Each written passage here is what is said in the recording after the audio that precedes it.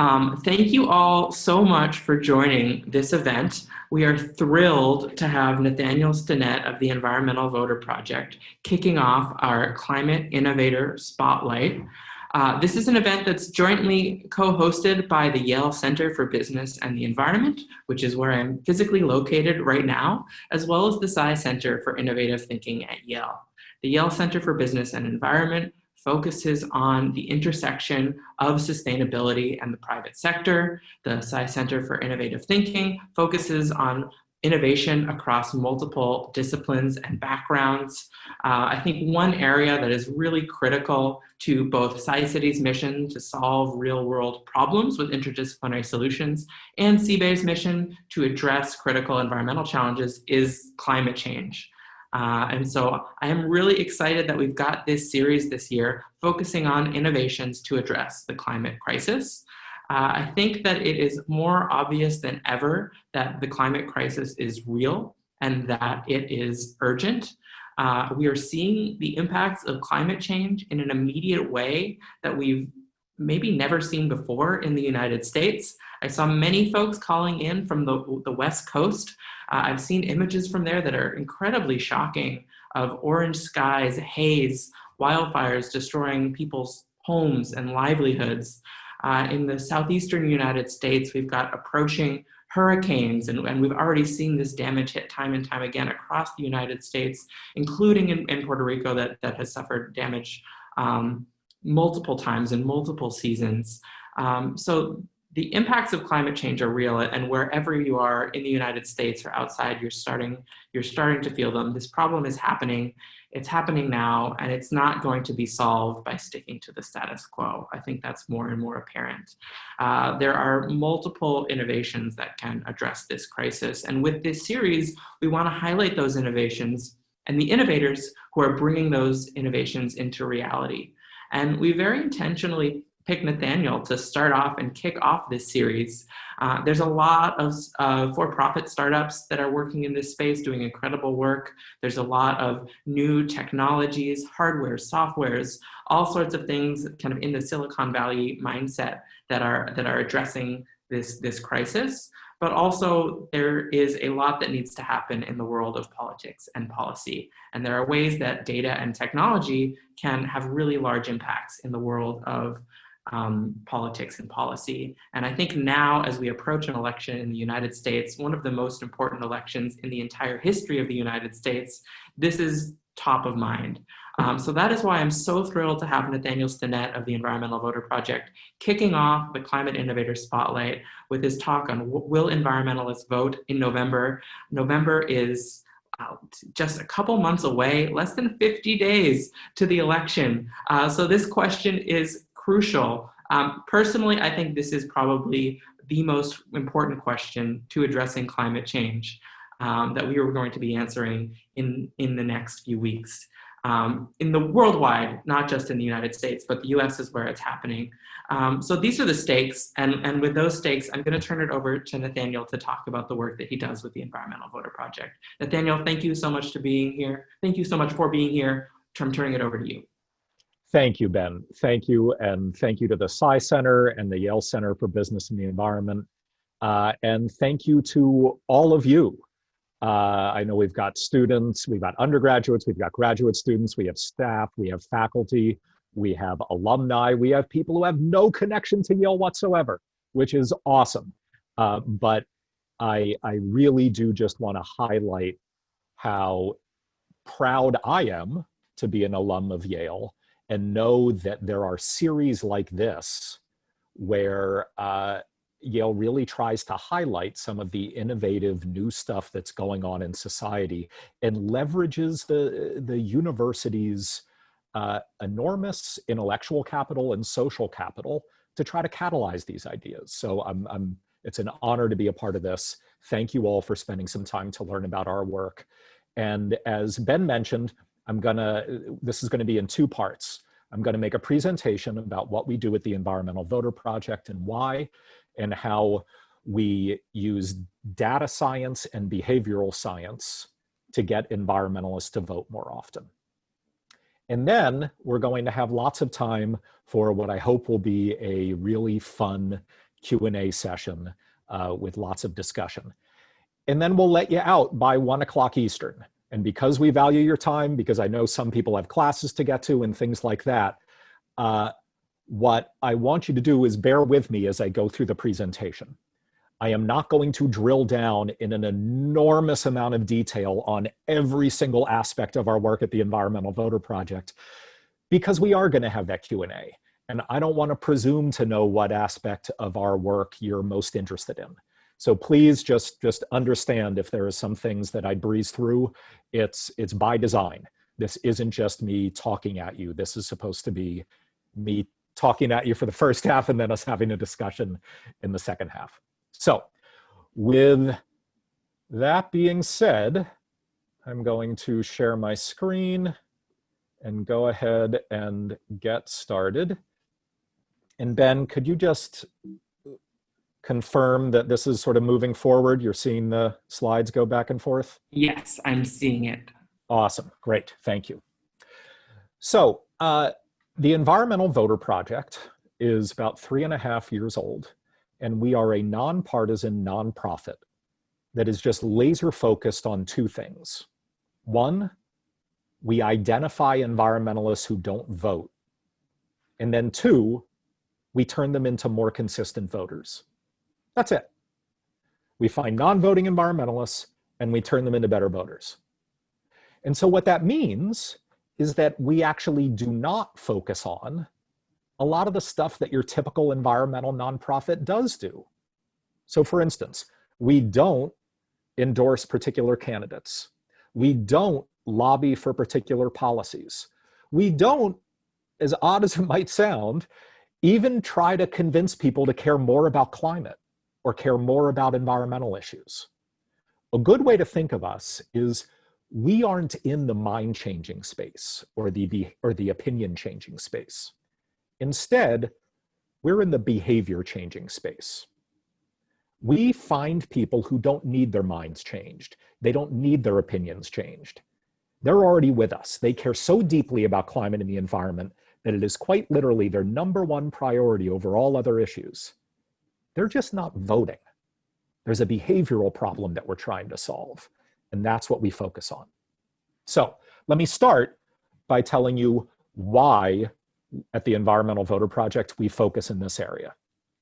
It's because one of the biggest reasons why we don't have progressive environmental leadership, not just on the federal level, but also on the state and local level, is because there aren't enough voters who prioritize environmental issues. There just aren't.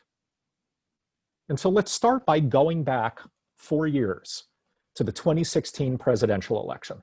When you look at polling data from the 2016 presidential election, and when you poll likely voters, only 2% of likely voters listed climate or the environment as their #1 priority. And another 2% listed it as their second highest priority. That's it. That's it. Now, my guess is many of you, like I, watched the 3 presidential debates in 2016, and you were deeply frustrated that there wasn't a single question asked about climate or the environment. Well, this is why. This is why, this data that you're seeing here. When voters don't care deeply about something, boy, is it hard to get politicians to care about that. Take it from someone who's probably run over 30 campaigns at the local, state, and federal level. Politicians have a limited amount of time and a limited amount of money to try to talk to voters about the things that voters care about. And if you're way down at 2% of likely voters listing an issue as their top priority, no one's going to talk about it. They're just not. Moreover, I've never run a major media network, but I bought a lot of TV time, and I can tell you it's really hard to get media networks to pay attention to it either. And so this lack of demand in the political marketplace is a real problem for the environmental movement. Now, the good news is much has changed since 2016, or maybe I should put that in a different way. Things certainly haven't gotten better since 2016, but these numbers have gotten a little bit better. So if we fast forward to 2018, to the 2018 midterm elections, 7% of voters listed climate or the environment as their #1 priority. Now, to be clear, this is an apples to oranges comparison, right? Midterm voters are different from presidential voters, both in the size of the population and sort of what that population of voters looks like. But still, even with that apples to oranges comparison, by any metric, going from 2% to 7% listing your issue as a top priority is good. And I would suggest that it's no surprise why, coming right out of the 2018 midterms, you start seeing organizations like the Sunrise Movement really have a lot of traction and really moving the dial, especially on the left side of the aisle, on environmental policymaking. It's because politicians weren't just seeing that Americans cared about this issue more and more, but that actual voters cared about it. Fast forward again to the end of 2019 and the beginning of this year, if you look at likely voters in this upcoming presidential election, 12% listed climate or the environment as their top priority. Now, for a whole lot of reasons, the biggest of which is coronavirus, that number has dipped back down again. Now it's about 8 or 9% of likely voters in the upcoming presidential listed as their top priority. So still some growth, still some growth. But what I want to suggest to you is that when you are running for office, or even when you have won elected office and you are a policymaker, boy, is it hard to spend your political capital on something that 7, 8, 9% of voters list as their top priority. Boy, is it hard.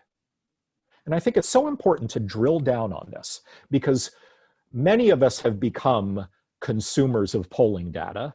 And by definition, if you're part of this discussion here, you probably care deeply about climate and environmental issues. And you're probably used to seeing polling data that says, oh, 70% of Americans want government action on climate change. 60% want this, want that.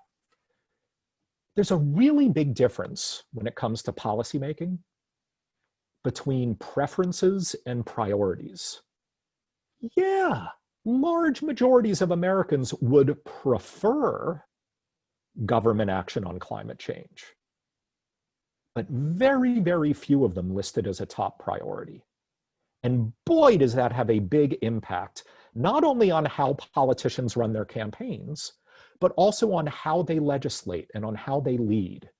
Because at the end of the day, politicians are in the business of winning elections, and they have limited time and limited money to win those elections. And this is the most important thing to understand. If there is only one piece of information that you take away from our discussion today, let it be this. Who you vote for is secret in the United States. I think we all grow up understanding that, the secrecy of the ballot.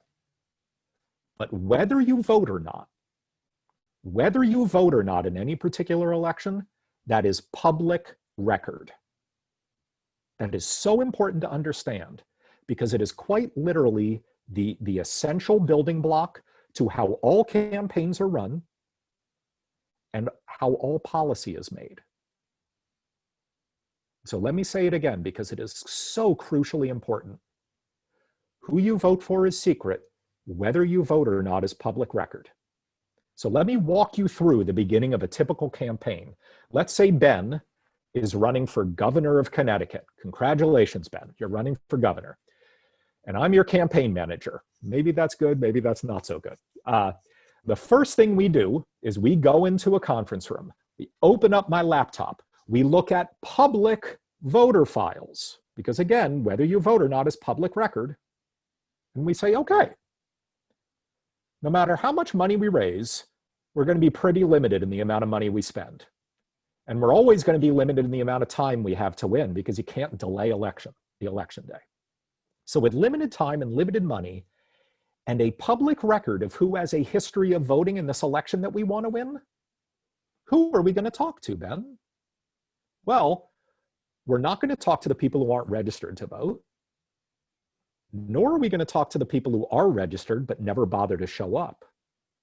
Nor, for that matter, are we going to talk to the people who are registered but only vote in presidential elections. You're dealing with a midterm election. You're dealing with something that's on the midterm cycle.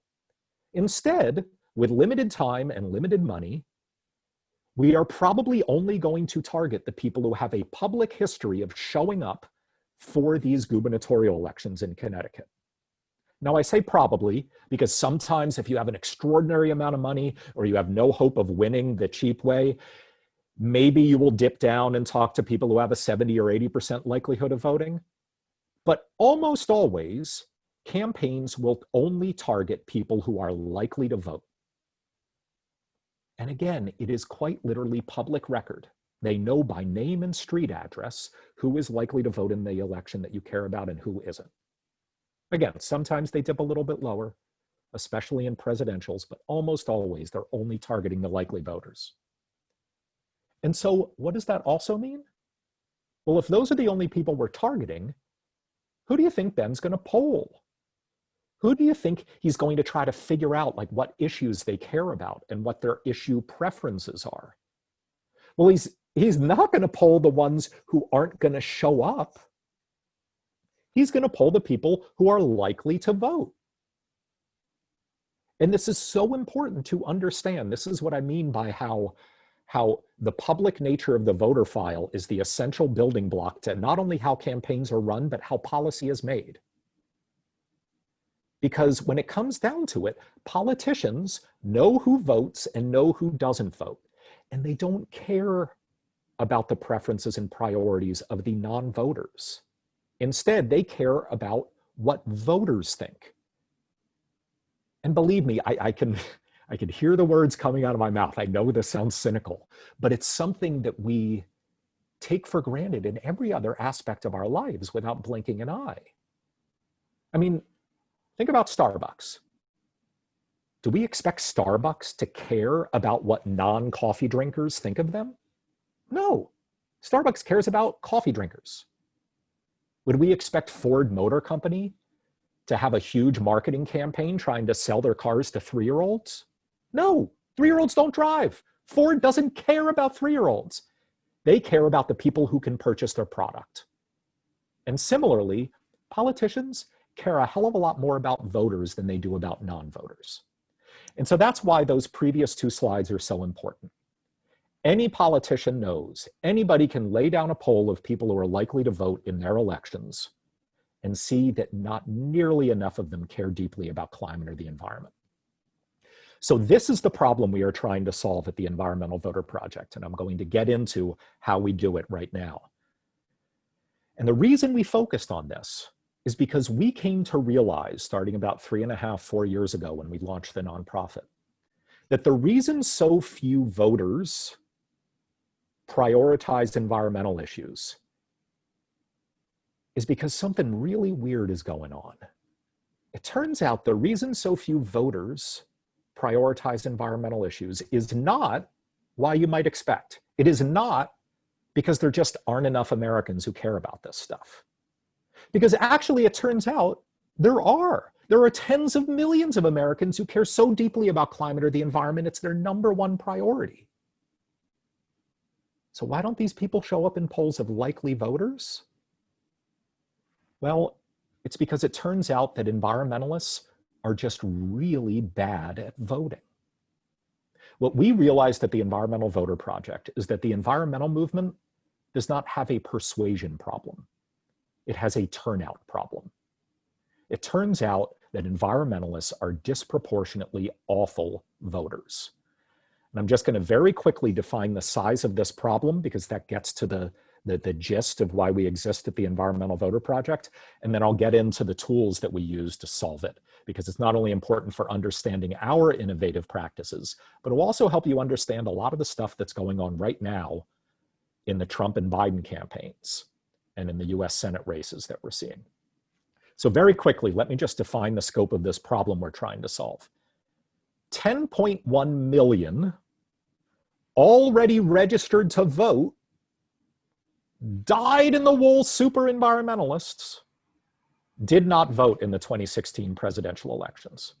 These are people who list climate or the environment as their #1 priority, and they're already registered. They just stayed at home during an election that was decided by 77,000 votes across 3 states. There are 10.1 million of them. And as frustrating as that might be, I want to suggest to you that this is a huge opportunity for the environmental movement. Because I know I don't need to explain to many of you are much more policy experts than I am. I'm not a policy wonk, I'm a political guy. But you know how crucially important local, state, and federal policymaking is to the climate and to the environment. And the fact that there are all of these latent, sort of inactive climate voters out there is a huge point of leverage.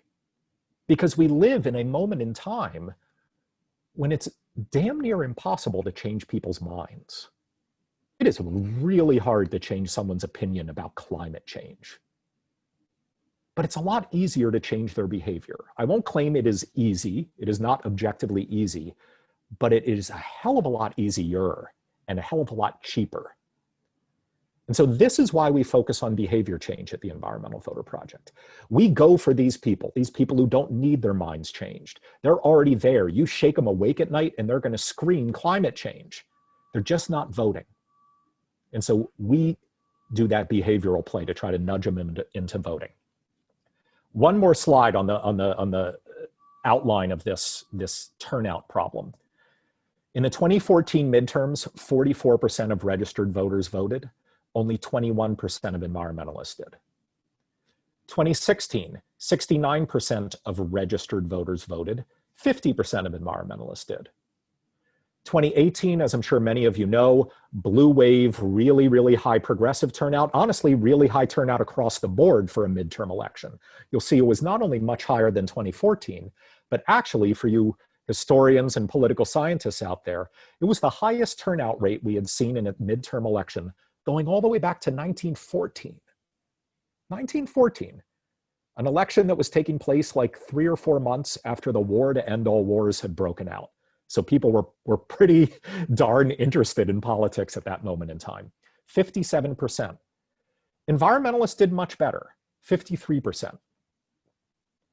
But what I want to suggest to you is, with the enormity of the challenges we're facing, we cannot be scratching and clawing our way to almost barely breaking even. Believe me, this is not where other issue constituency groups are. You look at other issue constituency groups, like the NRA, their only question is, are they going to vote at 85 or 90%? If you care deeply about gun rights right now in the United States, you vote like it's your job. You vote for library trustee, you vote for dog catcher, you never miss an election. And that's where the environmental movement needs to be, because our numbers are enormous. We need to take advantage of all of these non-voting environmentalists out there.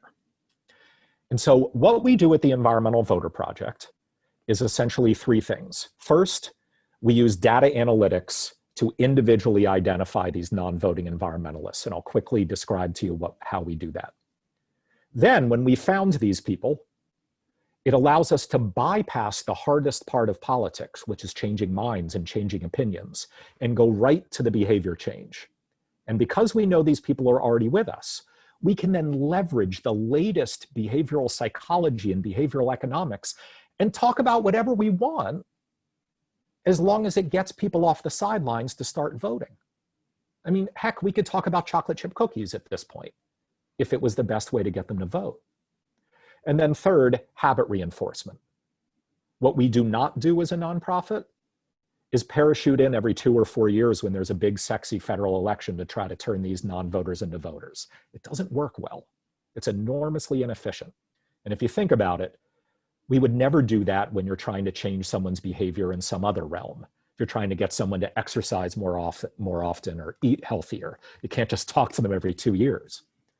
And so we go into a state that has lots of non-voting environmentalists, and we see every election as a behavioral intervention opportunity. Local, state, federal, primary, general, special, everything is an opportunity to turn non-voters into more consistent voters.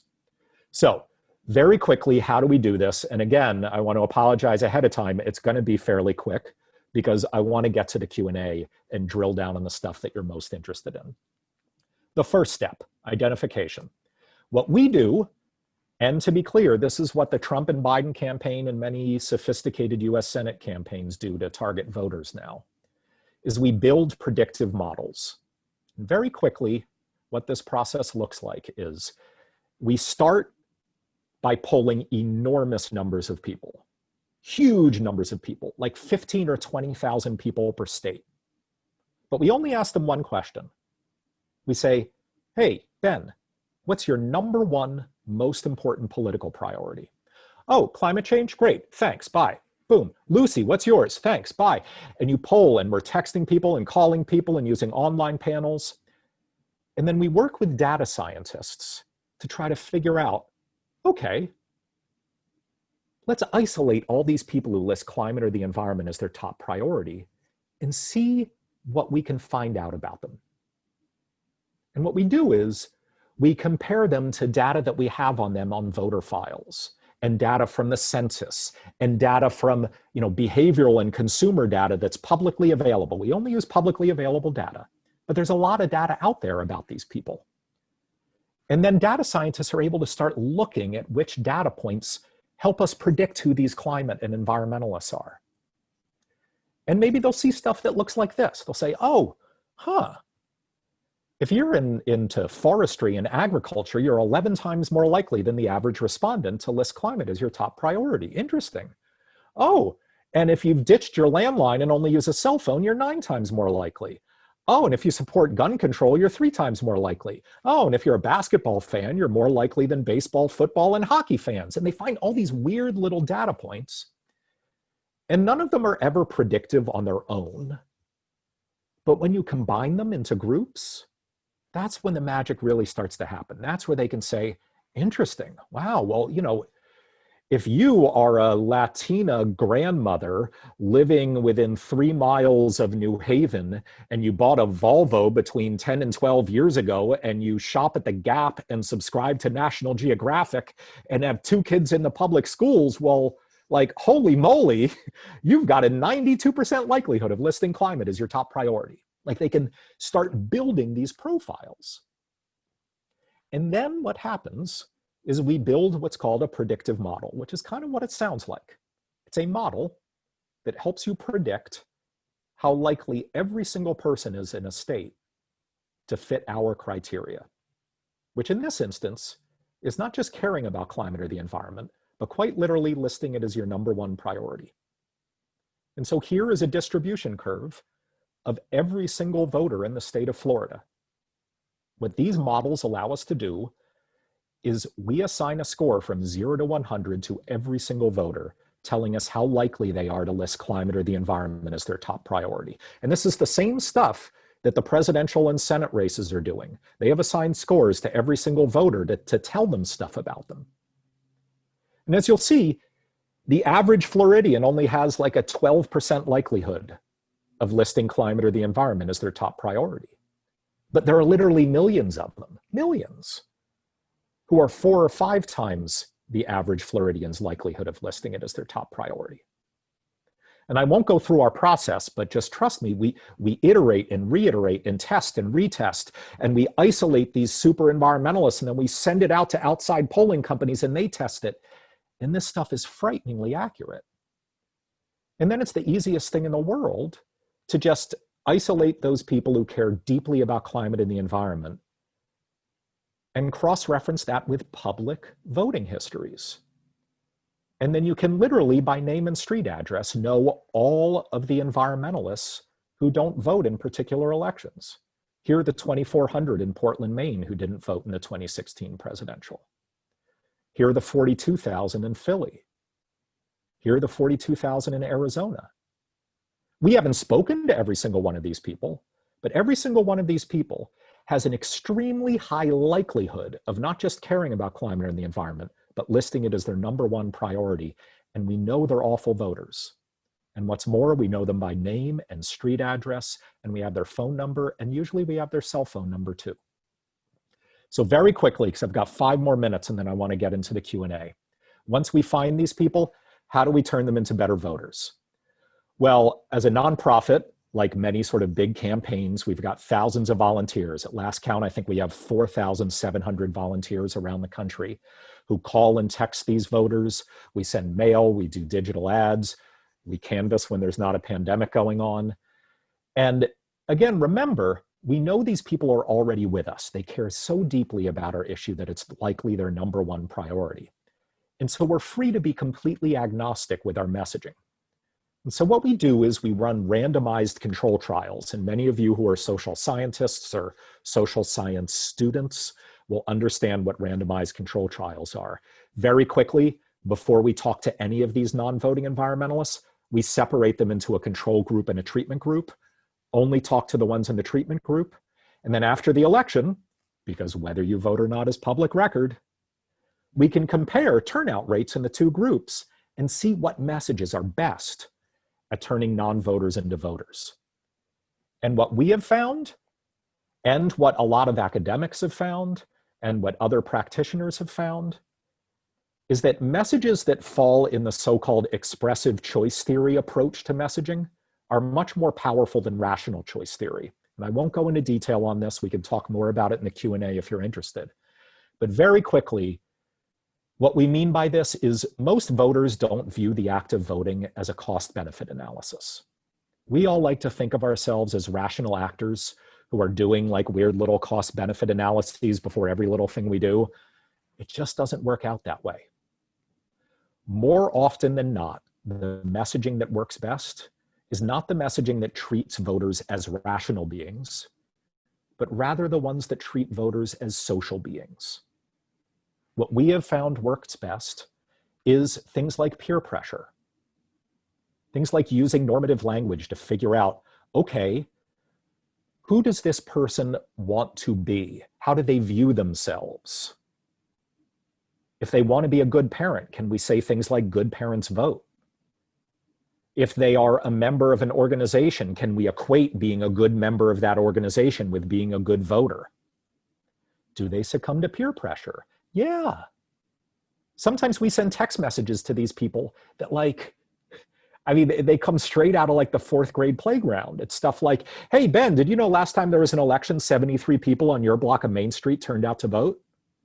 It's like pure juvenile crap, but it sends turnout through the roof because we're societal beings. And many of our actions are based on what do we think people in our peer groups are doing?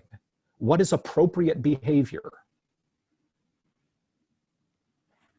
And we push compliance with our other societal norms. Chances are many of you, if you volunteered for a campaign before, have been in a situation where you're asking a voter to promise to vote. A very simple technique, but it actually relies on very sophisticated behavioral science, because the idea there is that unless you're like a sociopath, most human beings want to be thought of as honest promise keepers. And so if I can get you to promise to vote, it's like a trap closing on you, because then I can come back right before the election and say, hey, Ben, I just want to remind you on September 17th, you promised to vote. And I know it's important to you to be an honest person who keeps his promises. And Tuesday's your opportunity to follow through on that promise. And so now, instead of me having to have a conversation with Ben where I'm trying to like rationally convince him of the value of his one vote in an election where like millions of people are going to show up, instead, I've equated the act of voting with like whether Ben's an honest person or not, which is much, much more powerful.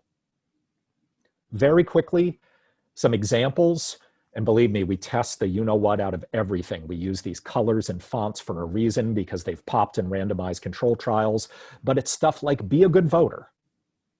It's not about the act of voting, it's about who are you? Are you a good voter or a bad voter?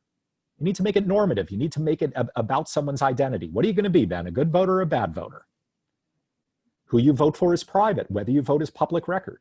We've realized that even bad voters buy into the societal norm that voting is a good thing. Peer pressure. Your neighbors are voting, will you? We even send people copies of their personal voting histories in the mail. Let them know how many people on their street are likely to show up. What we do not do is ever talk about climate or the environment, because it just doesn't show up as working in these randomized control trials. Very quickly, I just want to talk about our results so we can get to the Q&A. In these randomized control trials, we've increased turnout as much as in the 2018 midterms, we did it 2.7 percentage points over our control group. That was good enough for adding 59,000, being solely responsible for adding 59,000 voters to the electorate there. And by the end of our second year in 2018, we had graduated 93,000 people out of our program. That means 93,000 of these really awful voters had, after 2 years, voted in local, state, and federal elections. We had turned them from non-voters into consistent super voters. In 2019, we expanded from our original 6 states, which you see here, into 6 more states. So we're now in 12 states. These are the states, you can see them there. And in 2019, we were active in 613 local and state elections. This gets to that third thing that I mentioned that we do, habit reinforcement. Even 2019, a year when most people were like sleeping off their hangovers from the 2018 midterms, we were extremely active because these are really high leverage opportunities to change people's voting habits. By the end of 2019, we had graduated 253,000 people, including, I might add, 51,000 in the state of Pennsylvania, a state that was decided by 44,000 votes in 2016. We don't have graduate numbers from our 6 new states yet. We've obviously continued working throughout this year because every single election is an opportunity to turn non-voters into voters. And that is it. I went 2 minutes over, Ben. I am sorry. I like to be punctual. Let's get to Q&A. I really, really look forward to your questions, and we'll have a wonderful discussion. That's great. Thank you so much for this talk, Nathaniel. Really appreciate the work that you're doing and the data-driven approach. I want to start with one of my own questions, which is my privilege as a moderator, but there's a lot of great questions in the Q&A, so please keep asking them. I am reading them. My question is looking ahead to this coming election. You talked about how your approach is based on predictive analytics. Predictive analytics are based on data from what's happened in the past. And I think it's pretty clear, however things shake out, the election in 2020 is going to look different than any election that's ever happened in the United States because of the pandemic and because of everything else that's going on. So how does that uniqueness of this year, and particularly the way that the pandemic and the increased voting by mail, how does that affect your approach to bringing out environmental voters? Great, great question. So let me deal with it in 2 ways, because when we identify the right people to target, we're really looking for 2 things. 1, trying to figure out who the super environmentalists are, and 2, trying to figure out who is unlikely or likely to vote. The first one hasn't changed that much, because the way that we are building these predictive models is by interviewing tens of thousands of people to figure out what issues they care about most. And that is not only an ongoing project, but it's relatively recent. So we don't necessarily have any reason to think that if someone 2 months ago said they care deeply about climate or the environment, that it is so dramatically different now. Although coronavirus did alter that a bit, and so we made sure to refresh our models since coronavirus. The second aspect, trying to predict who is likely to vote and who is not likely to vote, that has gotten a lot harder, because you're absolutely right. There's not just a pandemic, but as I'm sure many of you are aware, the Postal Service ain't what it used to be for a whole bunch of reasons. And so the logistics of voting have gotten a lot harder and a lot more complicated. And so first, what we have seen from the primaries since coronavirus hit, so both in the spring and the summer, is that turnout has actually gone up. It's gone through the roof. Whereas 139 million people voted in the 2016 presidential, I think a lot of people expect turnout to approach, if not pass, 150 million this time around.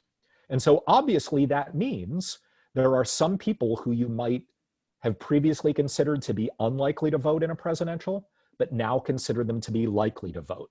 And so what we're doing there is we're really trying to figure out what are we seeing from these spring and summer primaries that might help us figure out, okay, who would we have normally targeted but now probably shouldn't because they're pretty darn likely to vote. The second thing is, just from a logistical point of view, I know you were asking more about the predictive analytics, but from a turnout point of view, we're not just delivering behavioral science informed messaging to these people now to get them to vote. We also need to help them with the logistics of voting. And so we're doing really sophisticated, what's called ballot chase programs, where every step of the way we're communicating with our target voters. 1, we're helping them sign up for vote by mail. but we know that ain't enough. So 2, we're texting and calling them right before their ballot's about to arrive, saying, hey, Ben, your ballot's about to arrive, don't throw it out. Then 3, we're texting and calling them saying, hey, just want to make sure you got your ballot, because if you didn't, then you can track it online. 4, we're saying, hey, we just checked in with the local election authorities. You haven't returned your ballot yet, Ben. What's going on? Then we tell you about in-person early voting. Then we tell you about election day. And so that hand-holding, that 6, even 7-week-long process. I mean, some people are already voting in North Carolina and some other states. That's going to be so important this time around. Great. Thank you for addressing kind of how your approach is tackling specifically what's coming up in this current election. I'm going to kind of compound a kind of common theme that I'm seeing in the questions, which is a desire to learn a little bit more about who are these environmental voters. You know, first, a really basic clarification: when you say environmentalist, is that the people who marked environment as their #1 concern, or is there another definition you're using? Great question. So yes, there are obviously 1,000,001 ways to define an environmentalist.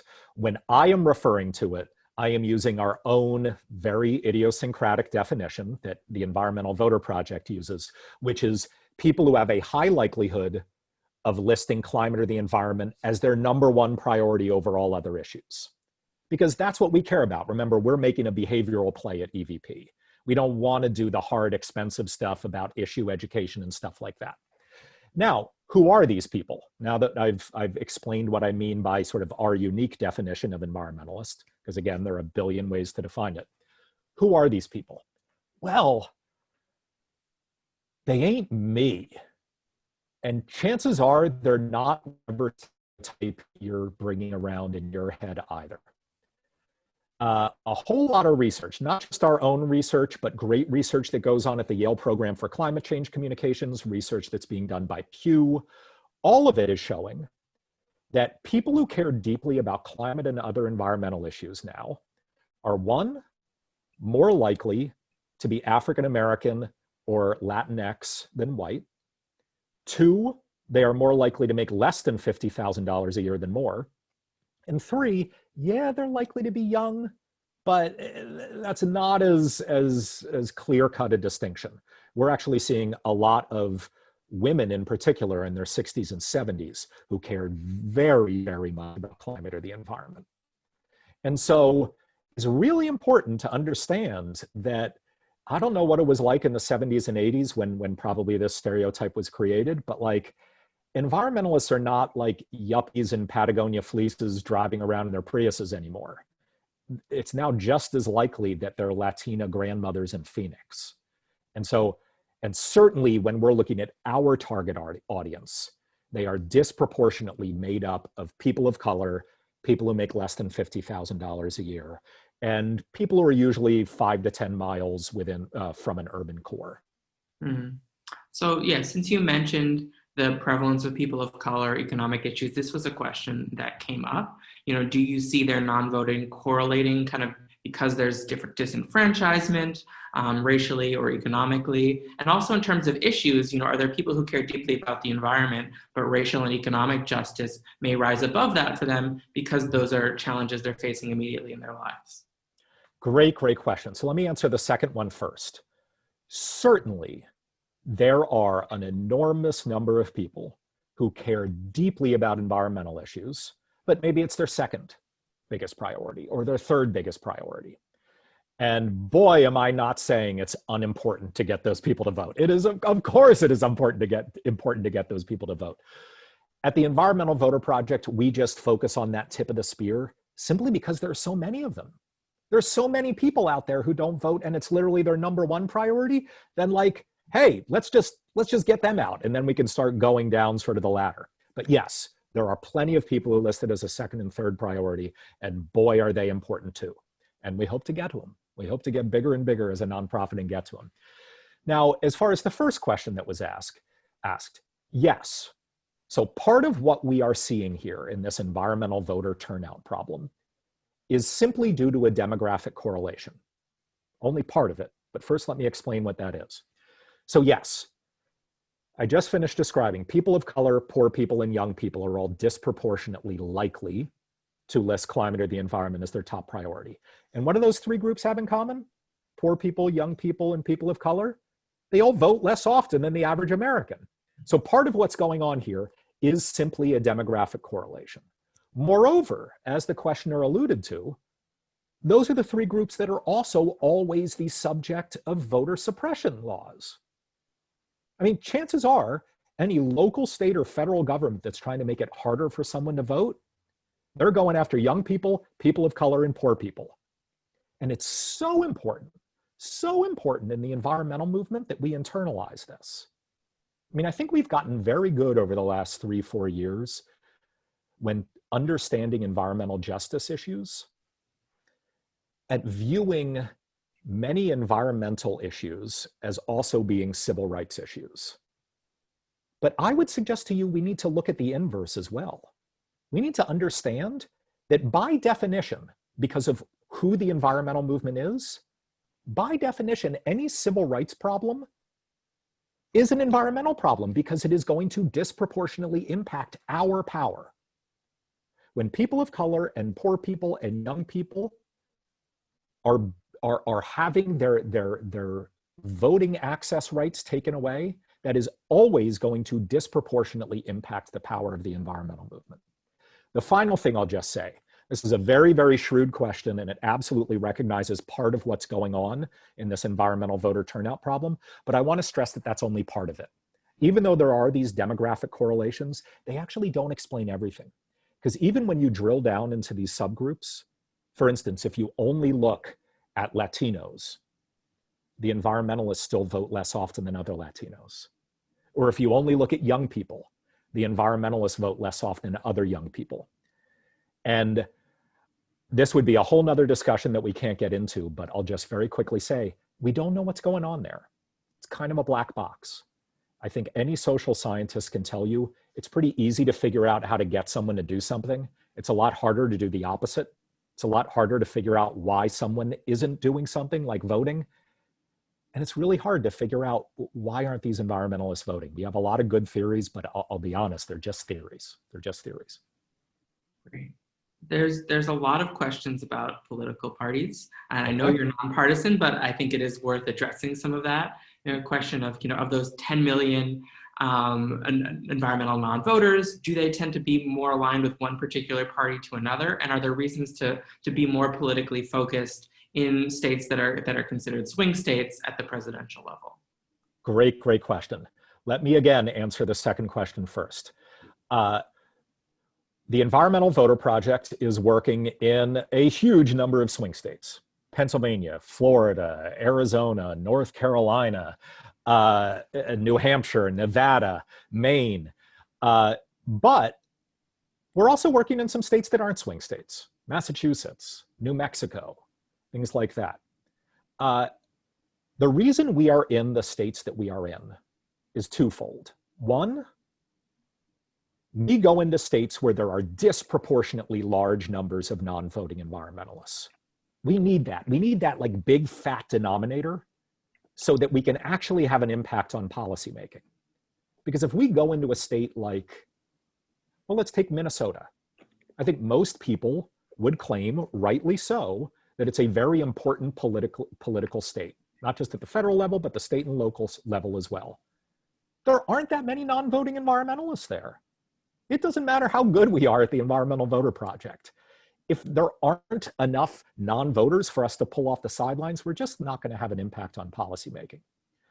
Second, the second reason we do that is we do really care at the Environmental Voter Project, not just about federal policymaking, but also state and local policymaking. We can really move the dial at all levels of policymaking by pulling these people off the sidelines. And believe me, none of these 12 states that we're in are, I won't even say hitting home runs. They're not even hitting singles when it comes to local and state climate policymaking. Now to get to the first question, party affiliation, things like that. Obviously, we don't know how people vote. Nobody knows that. Who you vote for is secret. Whether you vote or not is public record. That'll be like the 10th time I say that. But we do know a little bit about party affiliation. I'm about to give you a kind of squirrely answer, and here's why.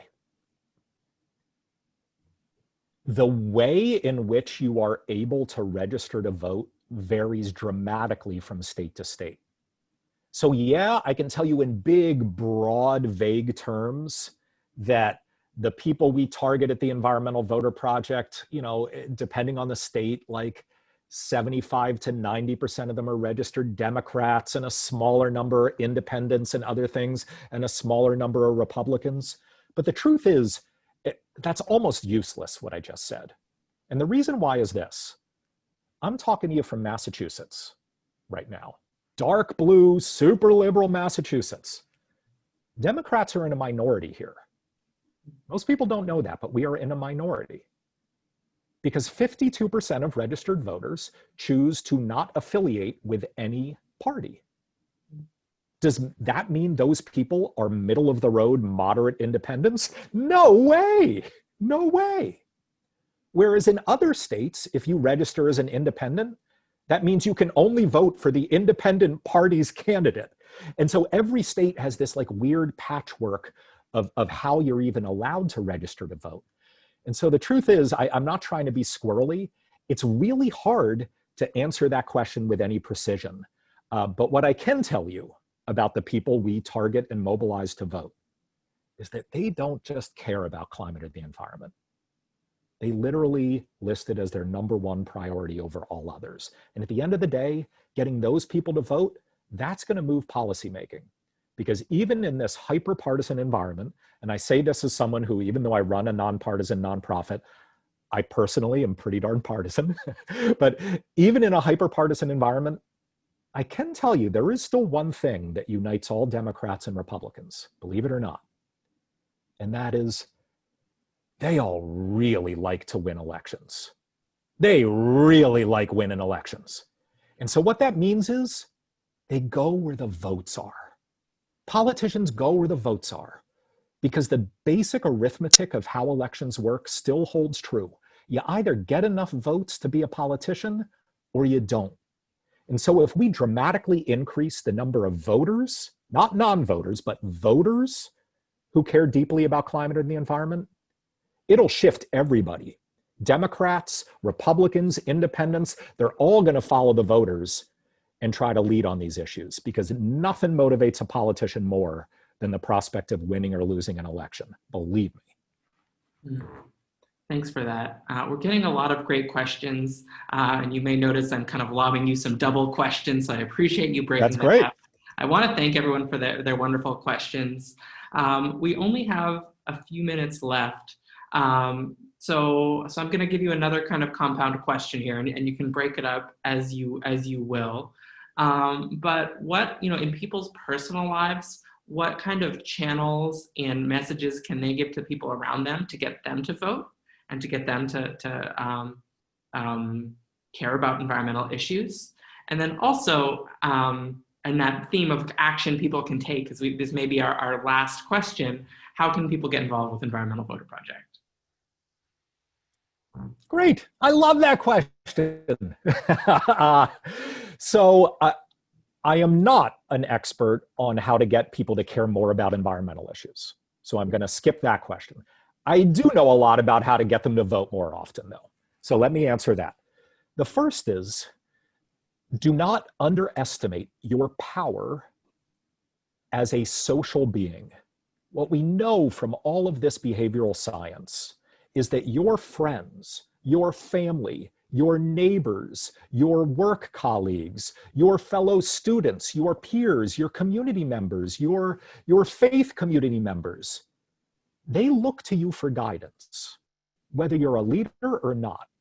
We are all societal beings looking around ourselves to see what behavior is appropriate, what behavior is normative, what behavior is important. And so understand the amount of social capital you have. So that's it in a very academic sense. In a real world sense, what do I mean by this? Be loud and proud. Make sure that all of your friends on Facebook and all of your friends on Instagram and TikTok and Snapchat, make sure everybody knows that you are voting, that you are a voter, that it is integral to your personality as an environmentalist, or as someone who's civically engaged, or as someone who cares about academics, or whoever you are. Make sure they understand that an essential part of that is being a voter. That is always going to be much more powerful than your ability to like rationally convince people of the importance of their one vote. Like that just doesn't work. So be loud and proud. Don't just cast your ballot. Be talking on social media all the time about why you are going to be a voter. Be talking to your friends about why you are going to be a voter, and tie it into other norms that you know they buy into. That's so crucially important. And then finally, thank you. It's very gracious of you to ask how to get involved in the Environmental Voter Project. We're at environmentalvoter.org. We have already identified the 2.5 million super environmentalists in our 12 states who have such awful voting histories that we think they are very unlikely to vote this fall.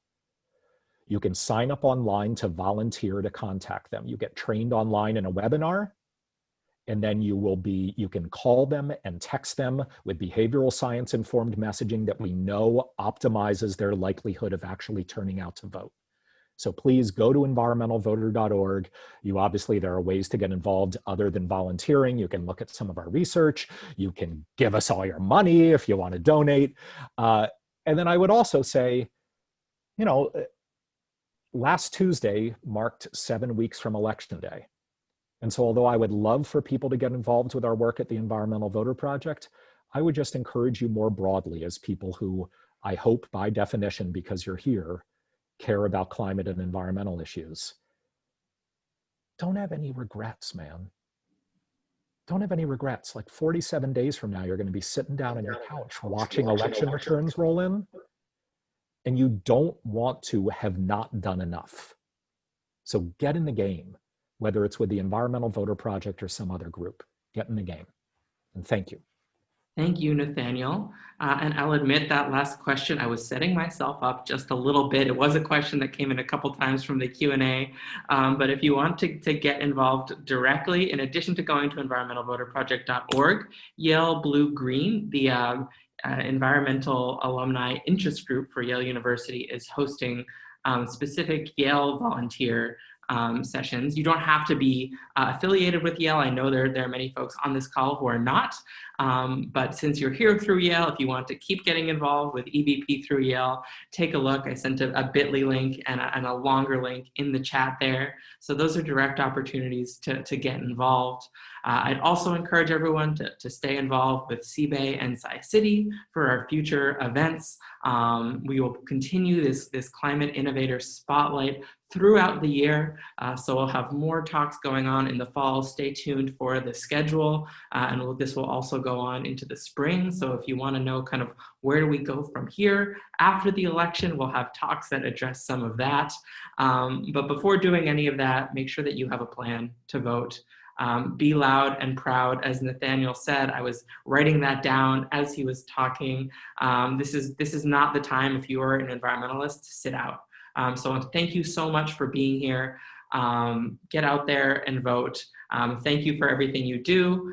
Thank you for your thoughtful and engaged questions. And once again, thank you to Nathaniel for the work you're doing and for being here to share it with us.